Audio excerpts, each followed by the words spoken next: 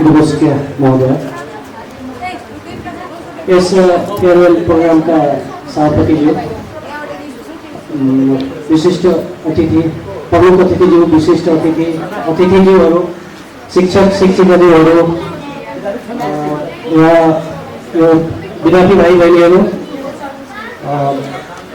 उपस्थित महिला तथा सज्जनहरू, अब यस फेयरवेल प्रोग्राममा मलाई निमन्त्रणा गरिरहेकोमा सबैभन्दा पहिला धन्यवाद ज्ञापन गर्न चाहन्छु।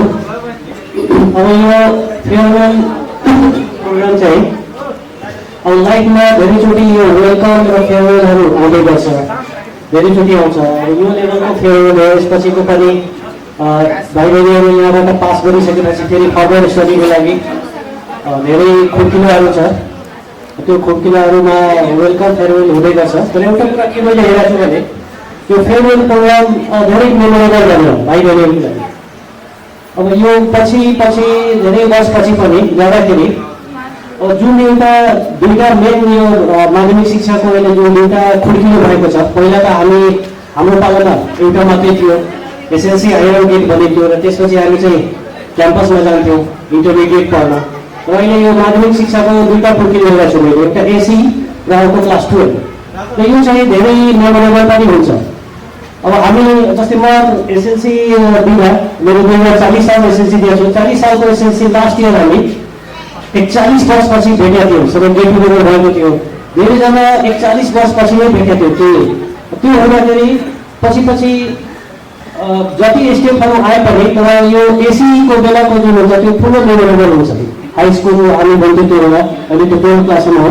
त्यही भएर यो मेमोरेबल डेलाई यो डेले सधैँभरि तपाईँको जीवनमा इन्सपायर गरिरहेको छ। र पछि पनि तपाईँको साथीभाइहरू धेरै फिल्डमा गएको हुन्छन्, हुँदाखेरि भेटघाट हुन्छ, यो दिन पनि याद आउँछ र सम्झना आउँछ। हामीले चाहिँ काव्य एकाडेमीबाट पढेका छौँ।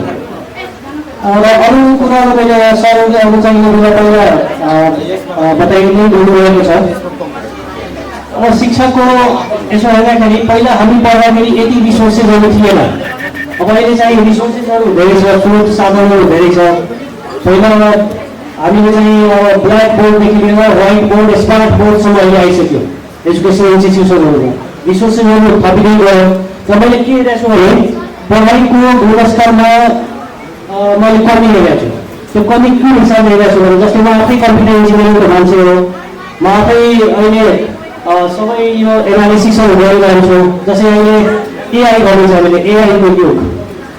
अब गुणस्तरमा हेर्दाखेरि धेरैजना बच्चाहरूले अब पहिला जुन हामीले मेन चाहिँ इङ्ग्लिस, म्याथमेटिक्स, साइन्सहरूमा टाइम दिन्थ्यौँ, अहिले धेरै कुराहरू मोबाइल, इन्टरनेट, एआई यस्तोमा छन्। ल कुनै कुरामा आज नपढ्नु हुन्छ, म एआईसँग सोध्छु, एआईले एन्सर गरिदिइहाल्छ भनेर। तर एउटा कुरा हामीले के पढेको छौँ भने कम्प्युटर इन्जिनियरिङमा के पढेको छ भने यो आर्टिफिसियल इन्टेलिजेन्स ह्युमन ब्रेन जस्तो कहिले पनि हुन सक्दैन। जति यसलाई डेभलप गरे पनि, जति गरे पनि ह्युमन ब्रेन जस्तो कहिले पनि हुन्छ हुँदैन। ह्युमन ब्रेन जस्तो भएको भए आर्टिफिसियल जस्तो सब युज हुँदैन थियो। आर्टिफिसियल इन्टेलिजेन्स कृत्रिम बुद्धिमत्ता मात्रै हो, तर प्राकृतिक बुद्धिमत्ताको यसले चाहिँ कहिले पनि त्यहाँसम्म पुग्न सक्दैन। अनि त्यो भएर चाहिँ अहिले जस्तै हामीले अब अघि एकजना सरले साइलीमा त्यो के इस्क वार के भन्ने यो दुवै कुरा हेर्दाखेरि अहिले हाम्रो इन्टरनेट अलिक ठुलो खतरामा छ। तपाईँले न्युज सुनिरहेको होला, यो स्ट्रेट अफ हर्मोन्सको जुन अहिले समस्या छ त्यहाँ वारले गर्दाखेरि इन्टरनेट पनि ठुलो खतरामा छ। अहिले इन्टरनेटको केबलहरू त्यहाँबाट पास हुने, त्यो कट हुने भएकोले चाहिँ त्यही भएर चाहिँ म के भन्छु भने धेरै चाहिँ एआईमा यो मोबाइल कम्प्युटरमा डिपेन्डेन्ट नहुने, आफ्नो चाहिँ प्र्याक्टिसहरू हुँदै जानुपर्छ। र अर्को कुरा यो जस्तै एसीको तपाईँको ग्रेडमा पनि ध्यान दिनु पाइँदैन, ग्रेडमा पनि ध्यान दिनु। यो ग्रेडले के छ भने यो एसीको ग्रेडले पछि +2 को ग्रेडमा केही जिपिएमा केही कमी आयो भने धेरै युनिभर्सिटीहरूले ब्याचलरमा एडमिसन दिँदाखेरि यसलाई पनि यो एसीको क्लास 10 को ग्रेडलाई पनि उनीहरूले हेर्छन् र मेकअप गर्छन्। र त्यही भएर चाहिँ यो ग्रेडमा पनि ध्यान दिनु भन्ने अब यो भाइ बहिनीहरूलाई उज्जवल भविष्यको कामना गर्दै म आफ्नो 2 शब्द यही टुङ्ग्याउँछु।